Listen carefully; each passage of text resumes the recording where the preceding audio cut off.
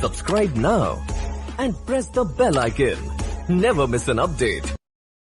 5 seconds.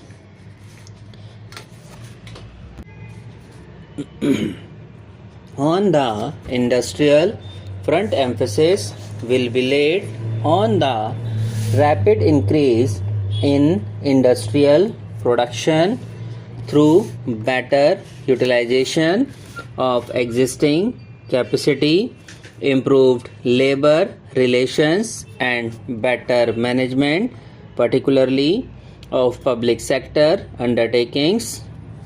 Efforts will be directed to systematic expansion of our exports through better management of both the agricultural and industrial sectors. The country is faced with a massive energy crisis. We are entering a period of rising energy costs and likely shortages in supplies. The government proposes to evolve a comprehensive national policy on energy with emphasis on fuller utilization of renewable energy resources, both traditional and non-traditional. The steady deterioration of the environment threatens the present and future well-being of the country and the people. Afforestation, flood control, soil conservation, preservation of flora and fauna, proper land use planning, water and air pollution controls, and judicious location of industries must be undertaken urgently.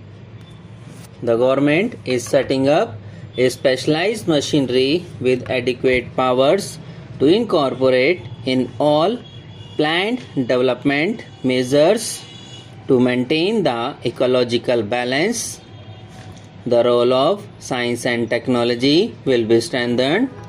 Steps will be taken to ensure that research and development get their due place in all important sectors of national endeavor. The government reiterates its commitment to the freedom of the press.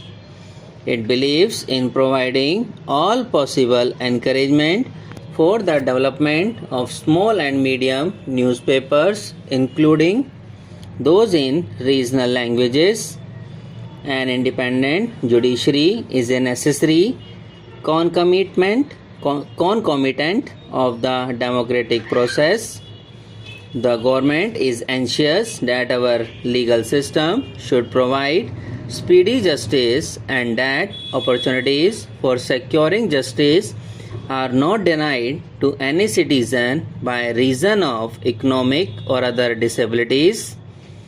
Measures for this purpose and other allied matters are proposed to be initiated. The government is committed fully to secularism and will take steps to ensure that the minorities, while preserving their distinct cultural identities, enjoy a sense of full and equal participation in all spheres of national life. Legislation for assuring the minority character of the Aligarh Muslim University will be introduced in the next session. In a polity like ours, healthy relations between the center and the states are essential for effective functioning. It will be the endeavor of the central government to maintain and foster such relations. In international affairs, the government will follow the path of non-alignment.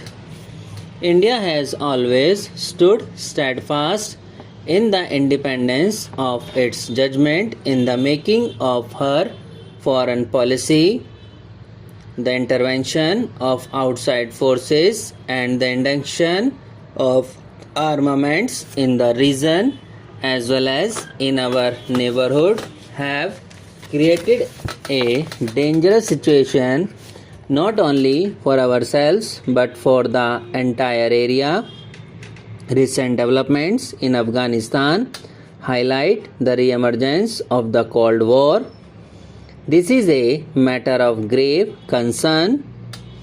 The countries of the region should be allowed to devote their energies to the promotion of regional stability and cooperation with one another.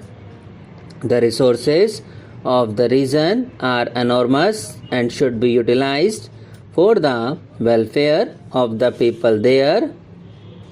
To subject these countries to big power rivalries is totally unacceptable to us.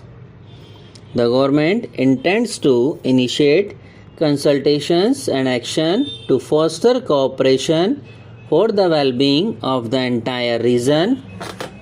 With our neighbors, the government intends to follow a policy of cooperation and friendship.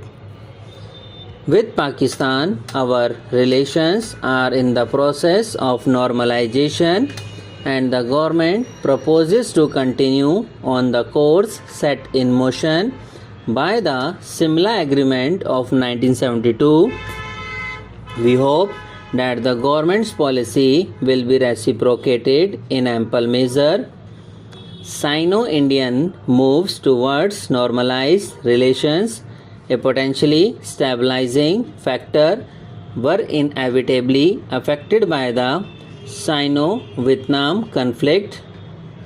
India remains willing to discuss all issues with China, including the boundary question, in search of a peaceful solution based on equality. We hope to progress also as regards bilateral exchanges. Our friendship with Vietnam remains a constant factor in our policy. We stand for a Kampuchea able to seek its own destiny, free of outside pressure. We intend to continue to improve our relations with ASEAN, for whose members we have goodwill and understanding. The need in Southeast Asia is for mutual confidence and relaxation of tensions. Distance has been no bar to our forging close and friendly relations with the countries of Latin America or the far-flung countries of the Commonwealth. Our relations with Japan and the countries of Europe are comprehensive in nature and are mutually satisfying. With our brethren in Africa, we have stood shoulder to shoulder in the struggle against colonialism and rationalism. Our solidarity with the Arab cause is based on principles, and we believe that a solution to the problems of West Asia cannot be found without conceding the legitimate demands of the Palestinians for their homeland. Our relations with the Soviet Union have expanded based on an abiding friendship which demonstrates the virtues of reliability and mutual understanding. We intend to deepen and extend this cooperation. We have many-sided relations with the United States. These will be further consolidated in the context of the common values we cherish as sister democracies in this region. In the industrial front, emphasis will be laid on the rapid increase in industrial production through better utilization of existing capacity, improved labor relations, and better management, particularly of public sector undertakings. Efforts will be directed to systematic expansion of our exports through better management of both the agricultural and industrial sectors, the country is faced with a massive energy crisis. Subscribe now and press the bell icon. Never miss an update.